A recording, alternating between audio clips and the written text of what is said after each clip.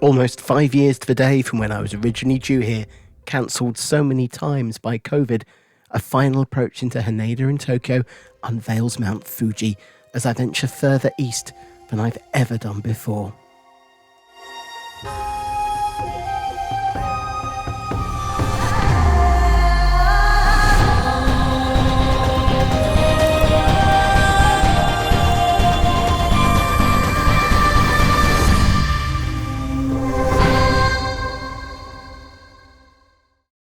Kyoto, located in the Kansai region, was the historical capital of Japan for nearly 1100 years.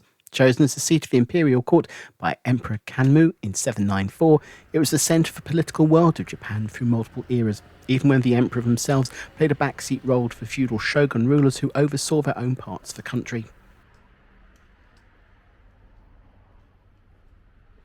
With the end of the shogun period and the re-establishment of the emperor, first of Japan, and then to a wider area of East Asia as the country pursued colonial expansionism, the new emperor relocated the capital to Edo and renamed that city to Tokyo in 1868. No longer the capital, Kyoto became a secondary city in the country, but because of this it was spared the worst of the devastation of World War II, leaving the city with a cultural heritage that dates back centuries, making it still the cultural capital of the country. From countless Shinto shrines and Buddhist temples to imperial palaces and parks, the city still has all the trappings of its role as a capital. There is lots of evidence of human settlement in the area of modern-day Kyoto, dating back to at least the Paleolithic period, though little written evidence exists before the founding of the Shimagamo shrine in the 6th century. A new city, Heian-kyo, literally tranquility and peace capital, later renamed to Kyoto, and modelled after the Chinese Tang dynasty capital Chang'an, became the new seat of the Japanese imperial court in 794, beginning the Heian period of Japanese history, representing the last phase of classical Japanese history before the move into a feudal society in the latter part of the 12th century. During the feudal period, the city suffered extensive destruction in the Onin War of 1467 to 1477 and took nearly 100 years to recover. To protect themselves, the houses of nobles were transformed into fortresses, with deep trenches dug through the city for defence and also to act as fire breaks. The city was reconstructed through the buildings of new north-south streets that created much of the rectangular blocks that exist in the city to today. Throughout this time, whilst the imperial family were the sovereigns of the nation, the actual power and control rested with the shoguns, the military rulers who presided over the running of the country.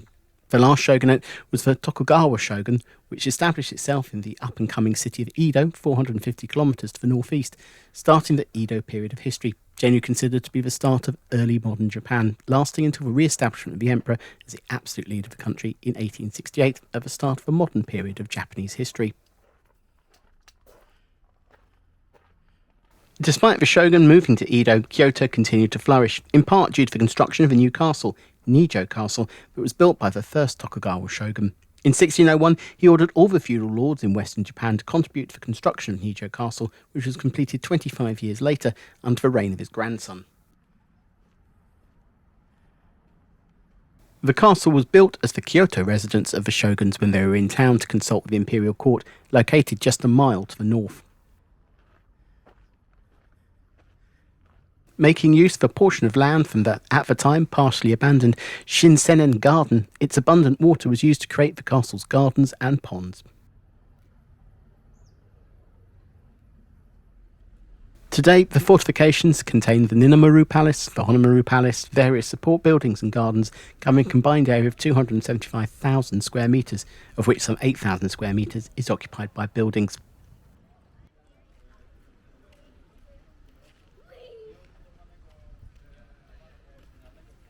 The castle consists of two concentric rings of fortifications, each made up of a wall and a wide moat. The outer wall has 4 gates, with the Great Eastern Gate being the main access point to the site today.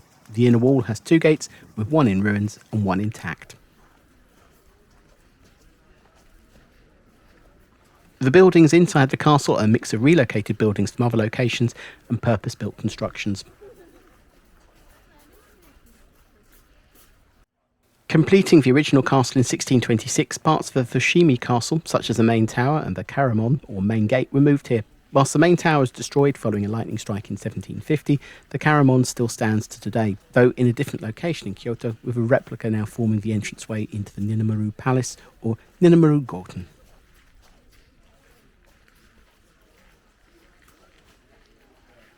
The palace consists of 6 connected buildings decorated with elaborate wood carvings and vast quantities of gold leaf, intended to impress visitors with the power and wealth of the shogun.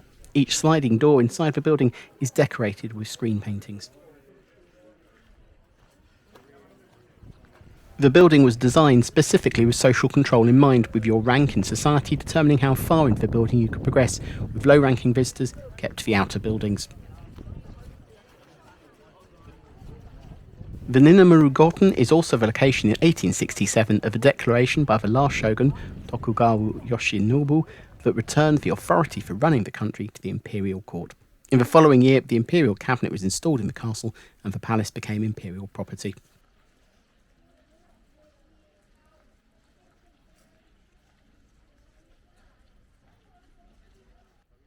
The structure of the buildings is best seen from the Ninamaru Gardens that sit behind the palace. From here you can make out the different buildings staggered behind each other with the linking passageways joining the various structures together.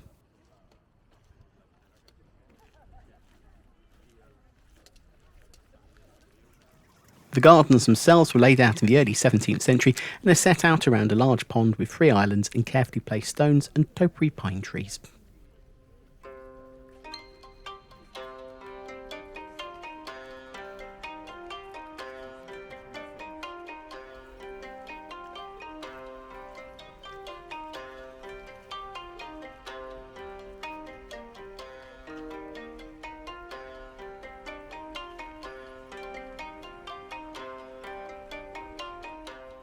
Beyond the walls of the Ninamaru Gardens, you reach the inner ward with a second set of high stone walls and a wide moat separating off the inner heart of the palace complex from the rest of the site.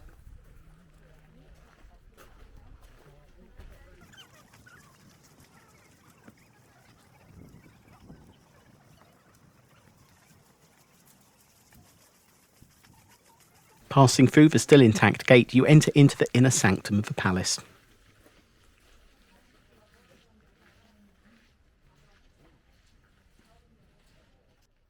Today, the gardens and buildings are very different to how it would have looked when the castle was first constructed.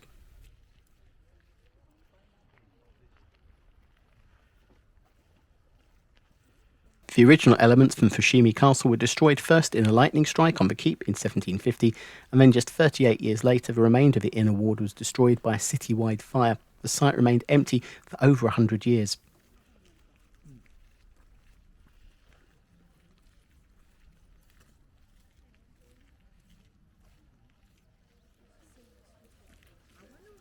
Whilst the lightning strike took out the wooden tower, it didn't have much of an impact on the stone foundations of the keep, and they're still standing to today in the southwestern corner of the inner keep.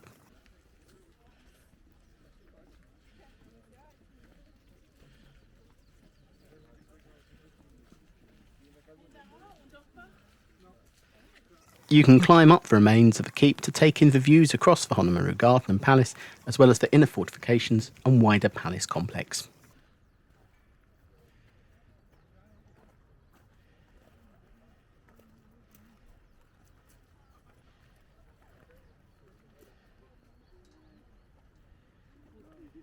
After being left vacant for over 100 years, the inner ward was filled back in by moving one part of the former Katsura Palace from within the Kyoto Imperial Palace complex between 1893 and 1894 to the site.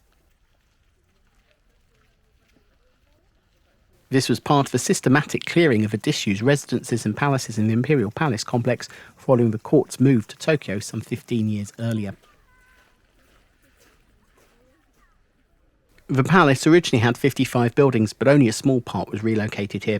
The Honmaru Palace was the location of the enthronement banquet for Emperor Hirohito in 1928.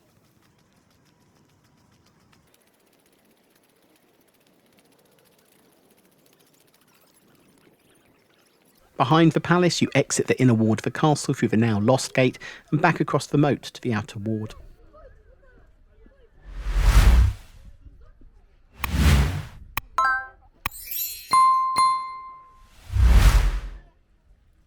The Nijo Castle complex remained under the control of the Imperial Court until 1939, when it was donated to the city of Kyoto and opened up to the public the following year.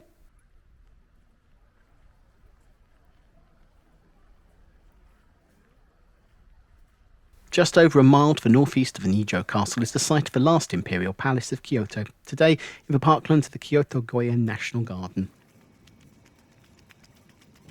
The original Imperial Palace of Heian was located just to the west of where Nijo Castle stands today, but was gradually abandoned following the last of several major fires in 1177. Even before the destruction of the Heian Palace, the emperor's residences had moved into this northern part of the city, usually in the homes of powerful noble families who provided their home to the emperor to be close to power.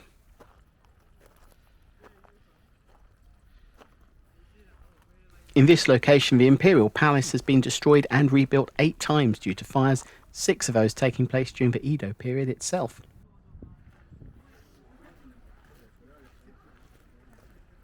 The final version of the palace was only completed in 1855, attempting to reproduce the original Heian period architecture and style of the original palace. The court would move out just 14 years later when the capital relocated to Tokyo, and by 1877 the preservation of the building was ordered. So this really is a one careful owner, almost never used palace.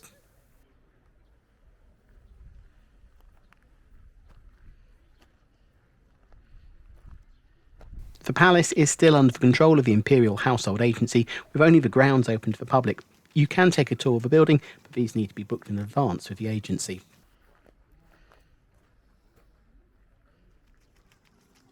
After entering through one of the side gates on the western side of the complex, you initially pass another gate and the carriage entrance before reaching the waiting rooms that dignitaries would first be directed to on their arrival at the palace, before they were ushered into one of 3 different anterooms based on their rank.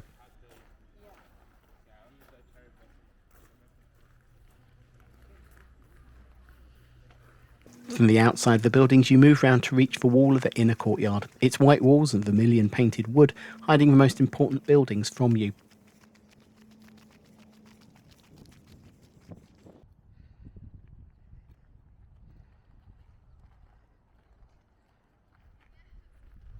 The small Gekamon gate on the western side of the main courtyard allows you a view straight through it to its counterpart, the Nikamon gate, on the eastern side. The Kenrimon Gate is the main entrance gate into the palace complex and was used for state ceremonies where the highest ranking foreign dignitaries would enter the complex directly from the grounds and immediately pass through the Jomeon Gate opposite into the inner courtyard.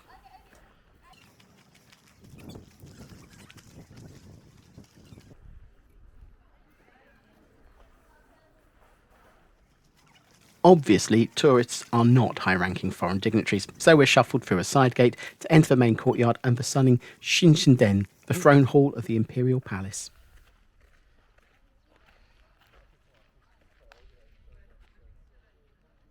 Despite the imperial family relocating to Tokyo, the throne hall was still used for the enthronement of Emperors Yoshihito and Hirohito in the early parts of the 20th century.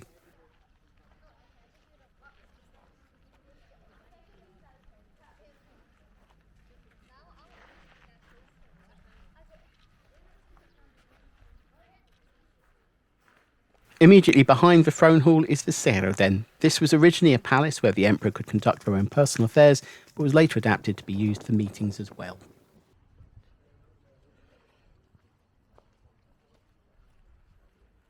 The structure was originally built as the emperor's residence at the end of the 8th century and was in use up until the 11th century. It was then dismantled and reassembled in the current location in 1790, though on a smaller scale than originally, but preserving the design of the structure.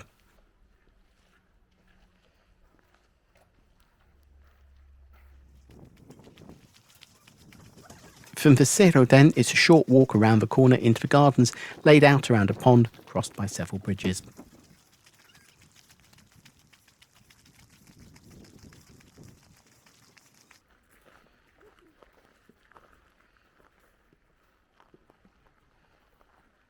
Around the edge of the lake are a number of other official buildings, including several study halls, the most important being the Kogosho, which was the location where the declaration of the restoration of imperial rule took place on the night of December 9th, 1867.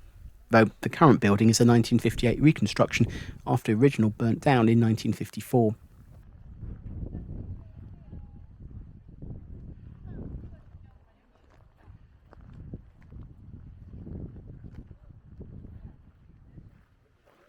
The rest of the route through the Imperial Palace is through the various gardens, including briefly passing by the main Imperial residence that was in use from 1590 until 1869. This is also the largest structure in the palace, with 15 rooms.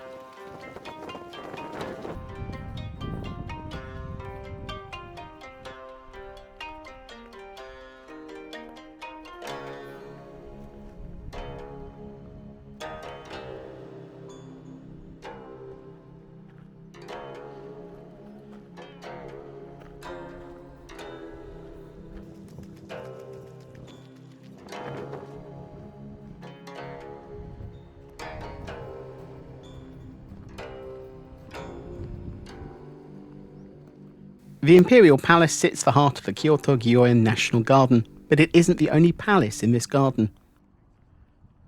Sitting just to the southeast of the Imperial Palace is the Kyoto Sento Imperial Palace. This palace was designed for retired emperors, though the last emperor to retire in Kyoto was in 1817. As with so many of the buildings, the originals were destroyed in a fire in 1854, and unlike the main Imperial Palace, they weren't rebuilt. Instead, today, the main attraction is the gardens, which can be visited on an organised tour. Sakura, or cherry blossom season, is a period in Japan when the countless cherry trees across the nation spring into bloom. Given the sheer number of trees planted across the country, it leads to spectacular displays in many of the country's cities, as well as leading to a spike in tourism. The season starts around January in Okinawa, down in the southernmost islands of Japan, before moving up through the country, reaching Kyoto and Tokyo by late March or early April, and then finally arriving in Hokkaido, the northernmost of the main islands, a few weeks later. In 2025, the season had started in Kyoto on the 27th of March and reached its peak around the 5th of April, so by the time I was visiting, it was already on the decline, marked by my first 2 days in the city being the last days for Sakura Festival events in Nijo Castle. The event is a sound and light show set up around the grounds of the castle at night that lets you explore the complex with the cherry trees illuminated to show off their blossoms.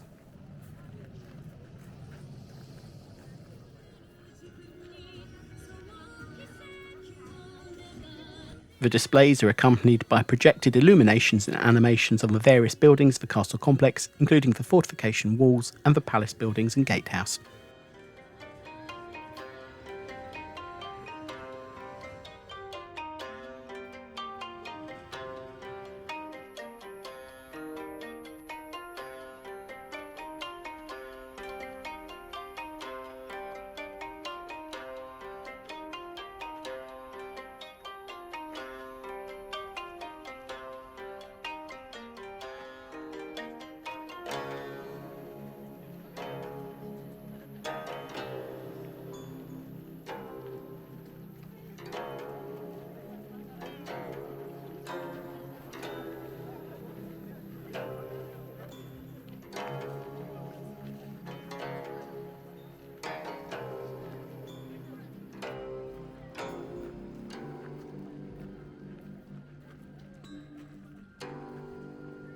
It's also a great way to explore around the castle grounds in a way that you normally can't, and to see the structures in a totally different way.